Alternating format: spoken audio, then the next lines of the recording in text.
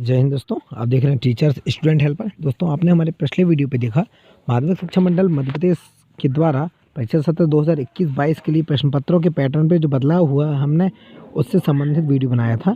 और आज के इस वीडियो में हम आपको बताने वाले हैं प्रश्न पत्र कक्षा 10वीं विषय विज्ञान का संपूर्ण हल, जिसमें हमने सभी प्रकार के प्रश्नों को हल किया है। शुरू करते हैं। सबसे पहले हम प्रादर्श प्रश्न पत्र देखते हैं। यहाँ पे प्रादर्श प्रश्न पत्र में विज्ञान लिखा हुआ है, विषय अंक लिखा हुआ है 80 और समय लिखा हुआ है 3 घंटे का। तो यहाँ पे सबसे पहला क्वेश्चन हम लेते हैं। सही विकल्प चुनकर लिखिए। सही विकल्प में सबसे जो पहला क्वेश्चन है उस पर दिया गया है, लौह चूर्ण या तनु हाइड्रोलिक अम्ल डालने से खालिस्तान लिखा हुआ है, अर्थात इसका आंसर हो जाएगा। देखेंगे यहाँ फर्स्ट नंबर जो क्वेश्चन है उस पर थोड़ी सा मिसिंग है, लौह चूर्ण या तनु हाइड्रोलिक अम्ल डालने से ऐसा लिखा हुआ है, जबकि यहाँ पे रहना चाहिए लौह चूर्ण पर तनु हाइड्रोलिक अम्ल डालने से, ऐसा होना चाहिए यहाँ पर। तो इसके बाद फिर इसका सही आंसर होगा, देखेंगे क्या होगा। लौह चूर्ण पर तनु हाइड्रोलिक अम्ल डालने से क्या होगा, हाइड्रोजन गैस बनती है और आयरन क्लोराइड बनता है ना। तो यहाँ पे इसका सही आंसर हो जाएगा हाइड्रोजन, पहला नंबर हाइड्रोजन गैस बनती है और आयरन क्लोराइड बनता है। फिर आता है दूसरा नंबर, पतले तारों में धातुओं का खींचे जा सकने की क्षमता कहलाती है। तो धातुओं को जो खींचे जा सकने वाली जो गुण है वह कहलाता है तन्यता, अर्थात पहला नंबर। फिर आता है ग नंबर, दो तंत्र का तंत्र के मध्य खाली स्थान को कहते हैं। तो इसका आंसर हो जाएगा सिनेप्स। तीसरा नंबर आता है क्या, इसका सही आंसर है सिनेप्स। फिर आता है चौथा नंबर, अलैंगिक जनन मुकुलन द्वारा होता है। तो इसका सही आंसर हो जाएगा यीस्ट, इसका सही आंसर हो जाएगा यीस्ट। फिर आता है पांचवा नंबर, विद्युत धारा उत्पन्न करने की युक्ति को कहते हैं। तो विद्युत धारा उत्पन्न करने की युक्ति को कहते हैं जनित्र, जिसे हम डीसी जनित्र के नाम से जानते हैं। फिर आता है, निम्न में से कौन आहार श्रृंखला का निर्माण करते हैं। तो आहार श्रृंखला का निर्माण करते हैं, हमने पढ़ा हुआ है घास, गेहूं तथा आम। इसके बाद फिर आता है सातवां नंबर, विश्व में सबसे तेजी से कम होने वाले प्राकृतिक संसाधन कौन सा है। तो विश्व में सबसे तेजी से कम होने वाले जो प्राकृतिक संसाधन है वह हमें पता है, दूसरा नंबर है वन, जो कि आप लोगों को पता होगा कि वन बहुत ज़्यादा कम होते जा रहे हैं, उसके स्थान पर बहुत सी फैक्ट्रियां और हम सभी लोगों के घर बनते जा रहे हैं। फिर आता है, आवर्त सारणी में आवर्तों की संख्या होती है। तो आवर्त सारणी में आवर्तों की संख्या कितनी होती है, 7 होती है। तो इसका सही आंसर हो जाएगा 7। इस प्रकार से हमारे जो सही विकल्प हैं वह कंप्लीट होते हैं। फिर आता है हमारा दूसरा क्वेश्चन। तो यहाँ पे दूसरा क्वेश्चन का आंसर हो जाएगा पहला, जल एक खालिस्तान ऑक्साइड है। तो जल एक क्या है, हाइड्रोक्साइड है। यहाँ पे आप लिख लेंगे हाइड्रोक्साइड।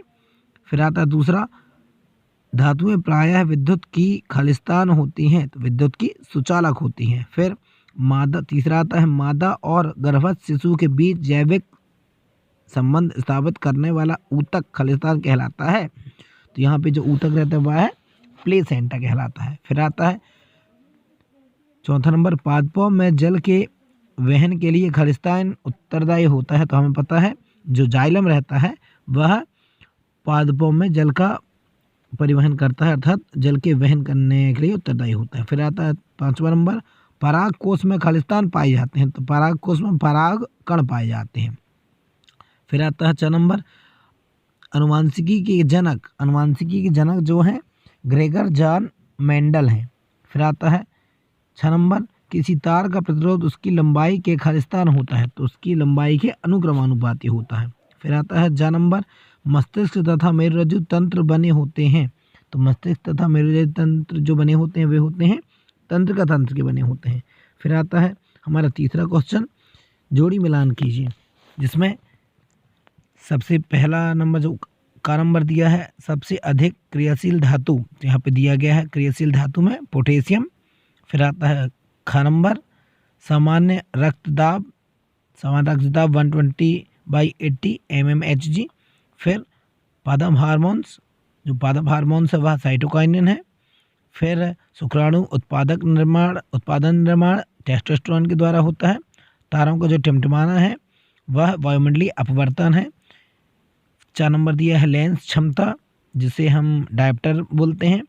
जरा दूरदृष्टि दोष जो है वह है द्विफोक्सी लेंस के द्वारा, और विद्युत विभवांतर है वह हो जाएगा बोल्ट। इस प्रकार से तीसरा क्वेश्चन कंप्लीट होता है। अब आता है चौथा क्वेश्चन, एक वाक्य में उत्तर दीजिए। इसमें दिया गया है शुद्ध जल का पीएच मान। शुद्ध जल का जो पीएच मान होता है वह आप देखेंगे, शुद्ध जल का जो पीएच मान होता है वह 7.0 होता है। फिर आता है दूसरा नंबर, 2 या 2 से अधिक धातुओं के समांगी मिश्रण को कहते हैं, उसे बोलते हैं विलयन।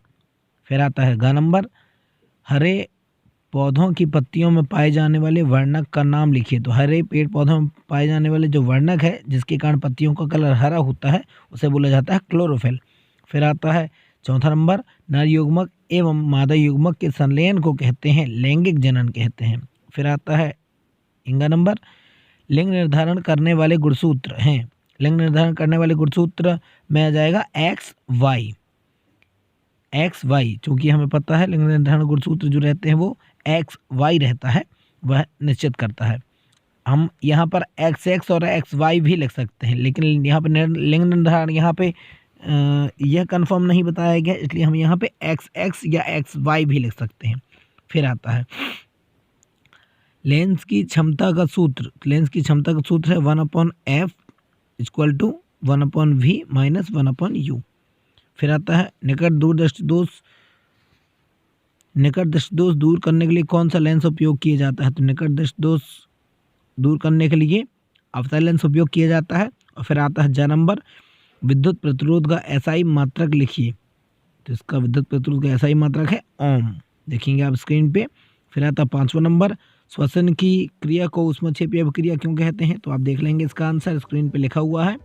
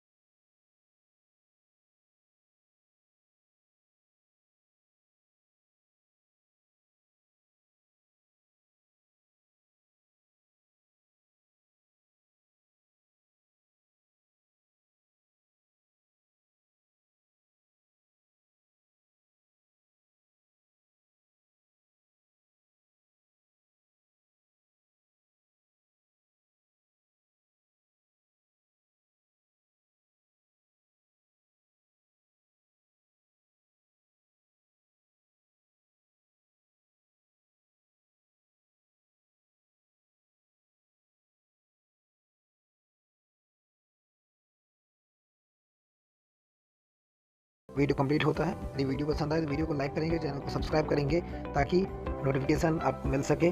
आज के लिए इतना ही। जय हिंद।